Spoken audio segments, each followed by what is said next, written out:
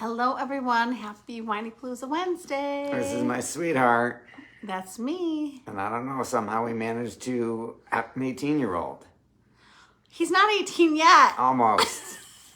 I don't understand. Didn't we bring him home yesterday? Didn't I just take you on our first date? So, yesterday.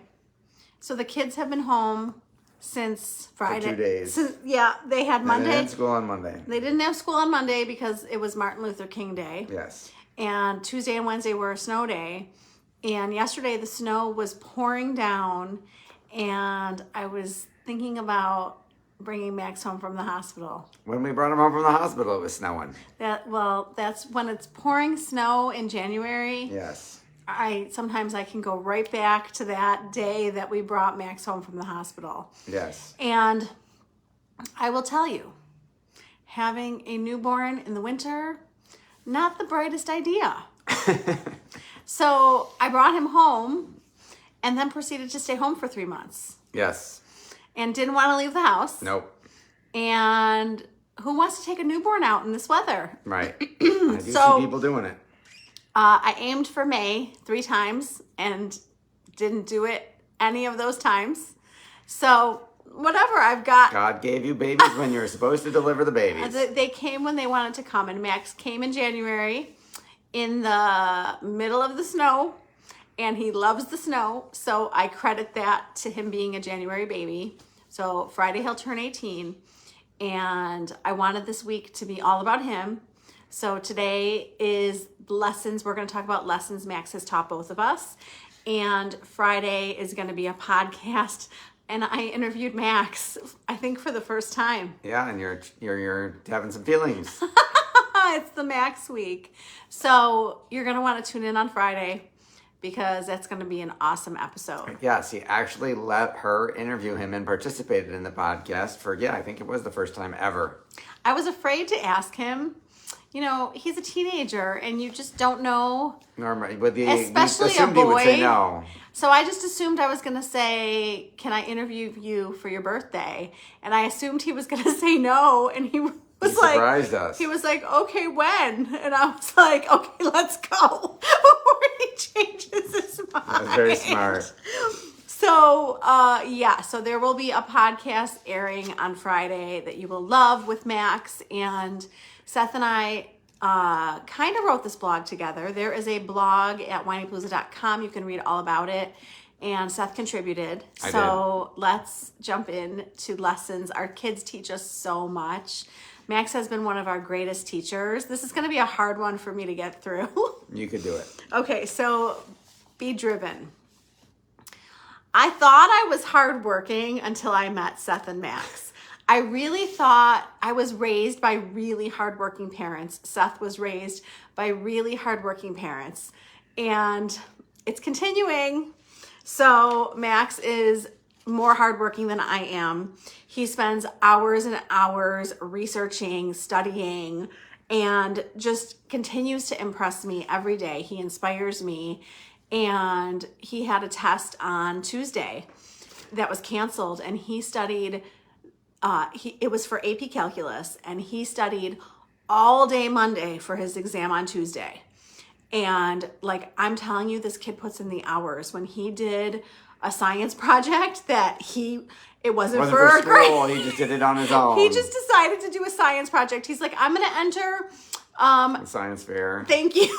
I'm going to enter the science fair. No teacher help. You're supposed to have a teacher mentor you. He didn't even ask. He just did it on his own. So he spent hours doing this science project. Days and days. And he was telling me that he just loves doing research. I want to sit down and go read my fiction book, Onyx Storm. And Max is upstairs reading a textbook. For fun, not for school. So I'm just so impressed. He's so driven and he really makes me better. Max makes me better, and he makes me more driven and more hardworking, and he shows me that, go after what you want. And, that has to do with his consistency. And my word of the year is consistent. And as I was writing this, I was like, I think that word might have come from Max. I didn't know that. Because I watch Max work out almost every day. And it inspires me to work out. And I watch Max watch everything that he's eating. He wants to eat healthy. He wants to eat a lot of protein. So he like measures stuff. And it inspires me to do that. And he's very consistent. He studies every day. He works out every day. He eats healthy every day. So the consistency shows me that that's what it takes to be successful. And he's taught me that. Yeah. I think the consistent and the persistent and the driven all go together. Absolutely. He also has taught us, and I really want your take on this because we know my take on this. He's taught me, usually I don't underestimate him. Usually I'm like, oh, he's got his driver's test, he'll do fine. Oh, he's got a test, he'll do fine. Usually I don't underestimate him, but I realize sometimes I do, and he calls me on it, and he does not want me to underestimate him. So, and a lot of times he'll say, I'll figure it out. I do realize he says that to me, and I love that he says that to me, but let's talk about the AP classes and what you think about it. Yes. So this started with, I think it was his junior year. Yeah. And we have to sign off on our kid's schedule. And his schedule said he was going to take 5 AP classes. And Rebecca said, no. I did say no. You said, no, that's too many. You're going to have too much homework. I want you to have fun. I want you to do sports or whatever. I don't think you should do that. And he said, Mom, I can do it. Just let me do it. And we went back and forth, and he said, how about you let me do it, and if my grades aren't where I need them to be, like by the drop deadline, then I'll drop some classes. And we said, okay, fine, give it a shot. And it took a little while. Like, his grades weren't perfect, exactly where he wanted them right away. So we were a little worried. But then by the time there was the drop deadline, he was good. And so we let him keep going, and he crushed it and got 5s on every AP exam and did great. And then this year's schedule came around, and again, he had, I think, 5 APs on it, and we were like, do you really want to do that to yourself again? That was a lot of work. And he's like, nope, I got it. And he got it, and he's doing fine. So he's doing awesome. So there's hey, let him try, and let him take a shot. And so far, he's made the shot every time.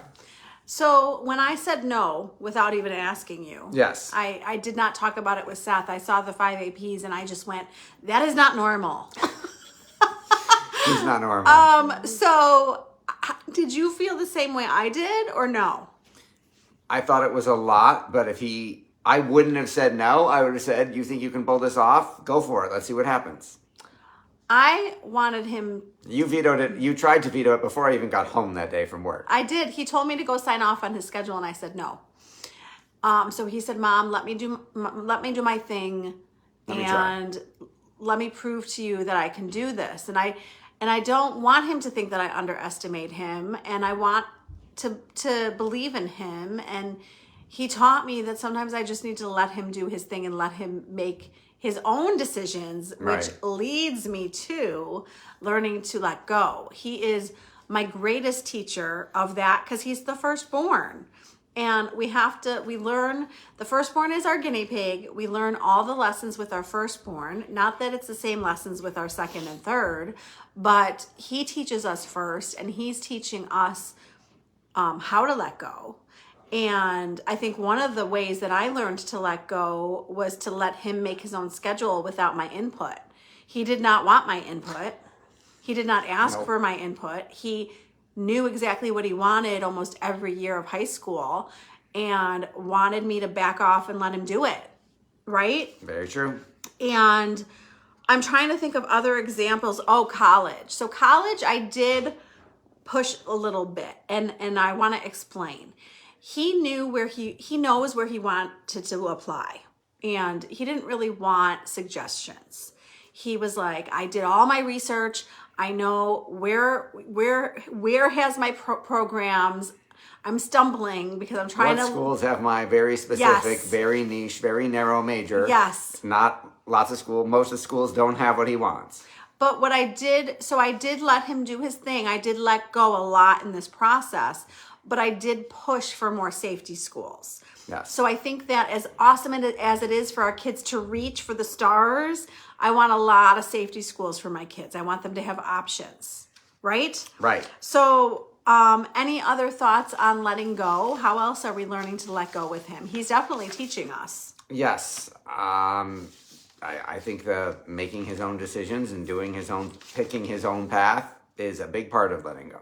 Well, and it's a dance with our children. And what I mean by that is if your children are showing you that you're backing off and they're being successful, then that means you keep going with that.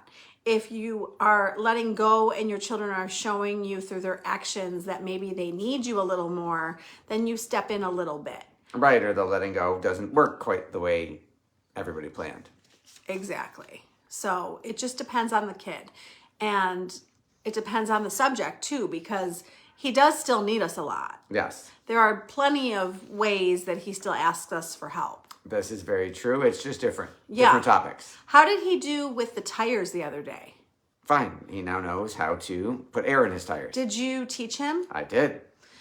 And the financial forms are you doing the financial forms for college? Yes, they're done, and whenever we get a request for more information and more certification and more tax forms, he and I get an email, and then I go upload what they need. Yeah. I figured that part you're doing. Yes. So I am very spoiled in this process because Max wants to do a lot of it himself. I have read many, many essays and assisted with my writing skills that I think that I do have and can contribute. And Seth is doing, Seth is a financial planner, so he's doing all the financial stuff. College financial advisor, and yes, they're doing the financial stuff. Yes. So as my friends stress about this process, I do feel a little spoiled, and I want to tell you. Yes, and we also have a private admissions counselor who helped on the application side. I think that is an excellent investment. I think it has made the whole thing smoother and less stressful. Yes. Because Max will ask us a question, and him and I might not know the answer. So we'll say, ask Anne-Marie. So it's wonderful to have her involved in the college process. And Ella even got to meet with her. Yes. So that's exciting. So when he's ready, why don't you explain to them why you said that?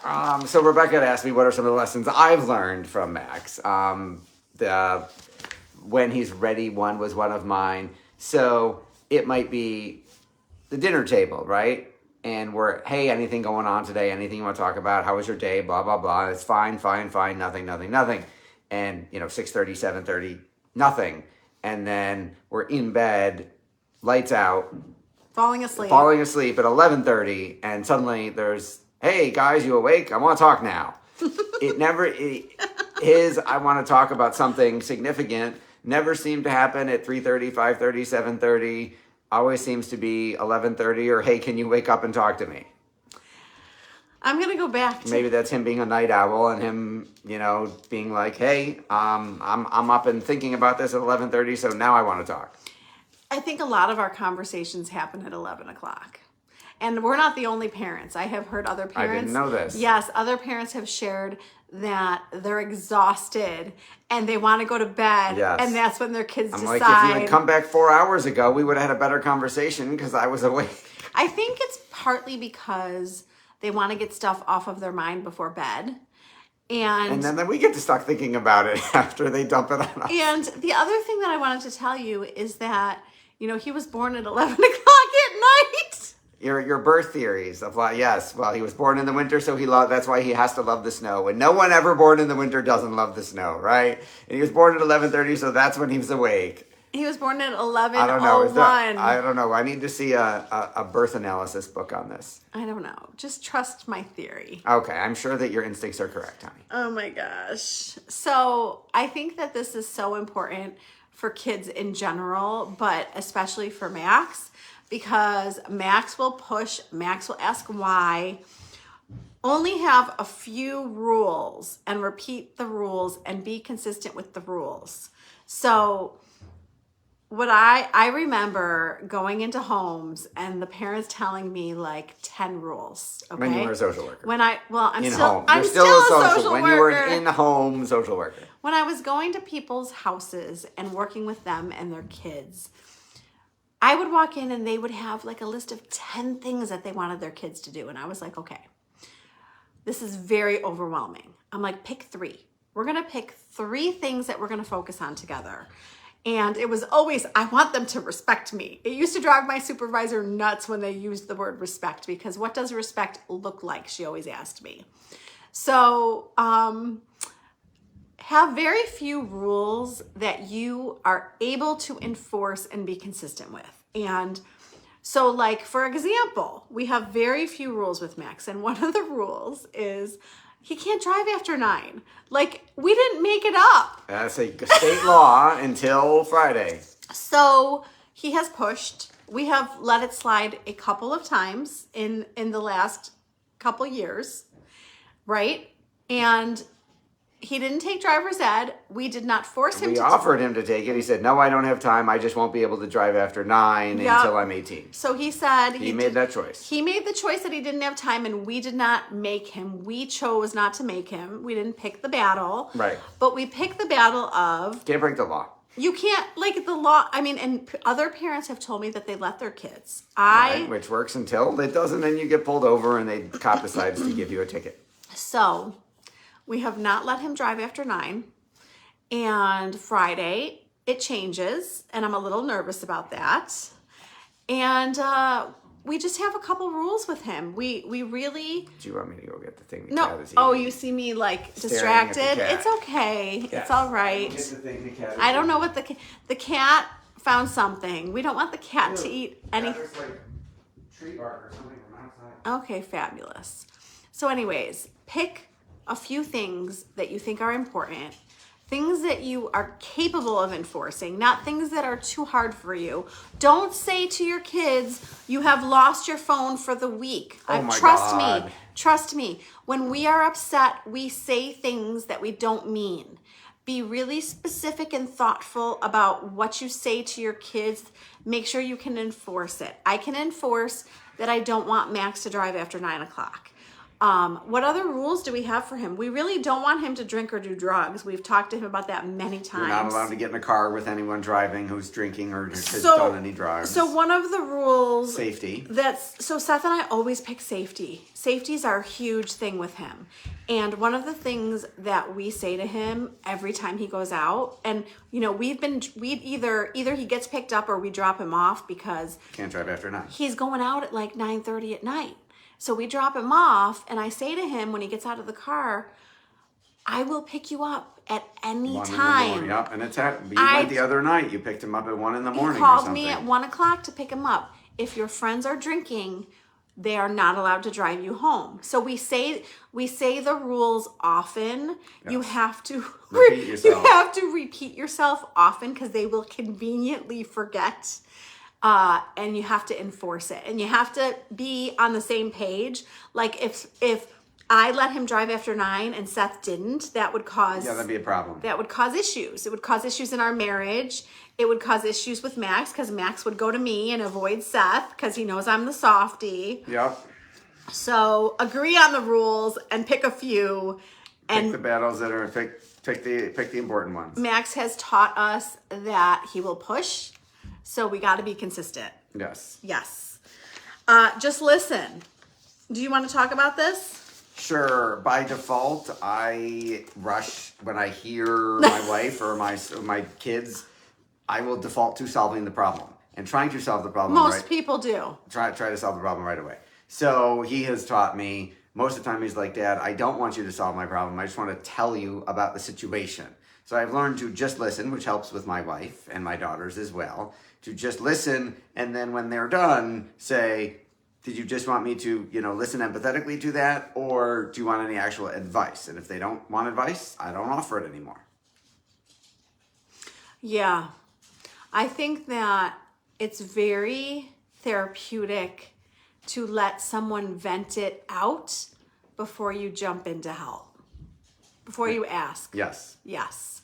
And Max, I think that I read the other day that therapists are supposed to help people figure out their own gut. So like I'm supposed to listen and guide and help them figure it out that this is what they want. It's the same with the kids. We want to ask the right questions to help them figure out what is it that they really want. And I will say to Lily, because I want her to learn, like, what do you think you should do in this situation? Or what would you tell your friend to do in this situation? Because we want our kids to learn to problem solve, and they're not going to learn if Seth and I fix everything. Very true. Yeah. I had to learn about that. Well, and he learned from me. Yes. Because Seth is so helpful and wonderful, and he wants to roll up his sleeves and fix whatever anyone in the family's issue is. Like, what do I need to do? Let's do it now. And he has learned over the years that his family just wants to talk to him and tell him what's going on. Seth, I'm going to tell you what happened today. I know what I need to do, and I just want to tell you what's going on. It will make me feel better to tell you. Thank you for the disclaimer. I will shut up and listen. So Max a lot of times knows what he wants to do and wants us to kind of know what's going on in his life. Yes, which we greatly appreciate. Yeah. Can I tell you what happened at school today? I figured it out, but I want to tell you anyway. Yes. So, yeah. We're all fixers and helpers, so it's difficult. So, be flexible. Change is good. Oh, this is such a good lesson from Max. I will say, whether it's what college he wants to go to, what sport he wants to play, What he wants to study in college, that changed. what he wants to study in college, what he wants his career to be. But, yep, that's changed, I think, a few times. So I have learned, like, I get too attached to things, just in general, you know, and whether it's I want to go to MIT or I want to be a professor, or I have learned to just listen and absorb it and realize that he's only almost 18. Yes. And when I was almost 18, I didn't know details. I knew I loved psychology and wanted to go into something with psychology, but the details came along the way. Yes, my career path has changed significantly. At 18, I wanted to be a Broadway star. And he might change his mind. He might decide he wants to do something. He might go to college and meet somebody who tells him about something he didn't know was a career. Right, or he might take a class and go, oh, this isn't what I thought it was. I just am keeping it. He's taught me to keep an open mind and be flexible. And he's taught me that change can be good. Yes. And it's not, you know, it doesn't have to stay consistent. It doesn't have to be the same all the time. You know, Max talked about MIT all through high school. And as he got older, he started doing a ton of research about colleges. And MIT is still up there on his list, but he has learned about other schools that have what he wants to do, that he loves and would love to go to. And he's opened his options, and other schools have topped the list, and things have changed. They have indeed. Yeah. So he's paving the way well for his sisters. Excellent boy. So when we asked Max what we're doing right as parents, he told us that we were, how did he put it? Cheerleaders. Excellent cheerleaders. We were excellent cheerleaders, and he loved how supportive we are. I mean, I didn't know that being a cheerleader was going to come in handy as a parent. I didn't know that that's what if you had asked me what I thought he would have picked, that wouldn't have been it. Don't ask me what I would, because I haven't thought about it, but I just know that wouldn't have been what I would have guessed. I think that I would have said that he would say that we're always there for him, which is really similar to what he said. Consistently showing up. Yeah, I mean, no matter what it is, a soccer game, a football game, a ceremony. Yes. Take me here, take me there. Like, we show up for everything. And we are his biggest cheerleaders. Yes. So the interesting thing is, that is what Max loves, and that is what Seth told me he needs me to do for him. So I thought it was really interesting that they both told me the same answer. Do you realize that? I didn't until you said it. I was like, wow. I phrased it differently, but now that you make me think about it, you're right. Like father, like son. How about that? So he's taught us a lot, and he will keep teaching us a lot. He is very stubborn. I did not write about how stubborn he is. He does not want to hear things from me a lot. He just wants me to let him do his thing. And I think that I have a lot of patience for it because he does so much. He's such a good kid. And it's working out. That I think it's going to serve him. I think it is serving him. It can be frustrating to parent a really stubborn kid, but I see the benefits of it. You and I are also both very persistent.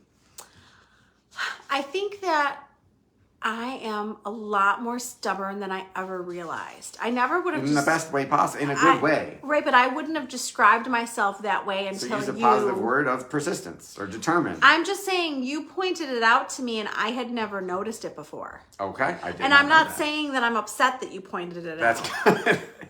You know, like you have said to me, you're really, and it's okay, but you have said you're really stubborn.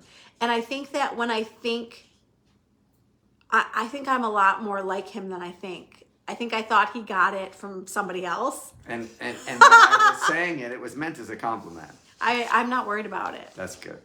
I think it makes the three of us very successful. I would agree with that. I think it will make our little one very successful. Yes. So, yes. So those are our lessons. That is my topic of the week. I wanted this week to be all about Max. And now, today is Wednesday. We are live. Friday will be the podcast of the interview of Max, and I thought it was great. You did a really good job. I think it was really, and I made Seth be in it too, only because I really had a feeling he was going to contribute, and I think you did. I think you had good things to say. Thank you. And yeah, you want to tell them all the things? Yes, we would like you to go to whinypaluza.com and check out the link tree where all of Rebecca's resources are. We would love it for you to subscribe to her weekly Whinypaluza newsletter. The email newsletter goes out 3 times a week and is growing every single day. We would love for you to like, rate, review, share, comment, and subscribe on all of her platforms and share this with someone that you think could benefit or be entertained by it. Thank you, honey. I learned something today. I had a mom, a wonderful mom, ask me to write about confidence, self-confidence, self-esteem in kids. And what I realized is that people don't know this, so I'm going to keep bringing it up so that you know this. If you go to whinypaluza.com and you go to my blog section, there is a search bar.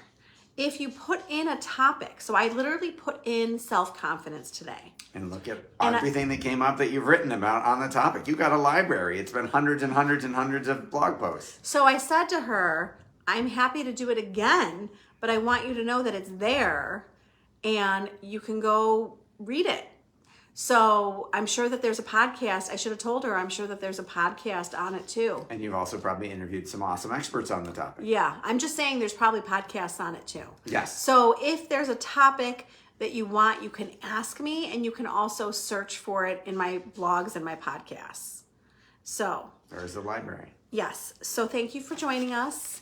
Happy almost birthday to our firstborn son. Hard to believe we're going to have an 18-year-old. Yes. And we will be back next week with a new topic. Happy Whinypaluza Wednesday. Thank you for tuning in to the Whinypaluza podcast. If you like what you heard, please be sure to subscribe so you never miss an episode. While you are there, leave a review. I love to hear your feedback. Thank you so much for listening. Until next time. This show has been produced by Market Domination, LLC. To discover how you can have your own show completely done for you and turn it into a real published book and become the authority in your marketplace, go to www.marketdominationllc.com/podcast offer. 49 faces looked to him in triumph. Over the last 12 months, they had each taken turns and promoted his business for a week at a time, driving over $987,342 in revenue. What if you had a network of 50 centers of influence who promoted your business every week for a year? Grab your copy of the #1 Amazon best-selling book, The Ultimate Guide to Growing Your Business with a Podcast, at 33% off the Amazon price by going to ultimatepodcastbook.com. Again, that website for 33% off the Amazon price is ultimatepodcastbook.com.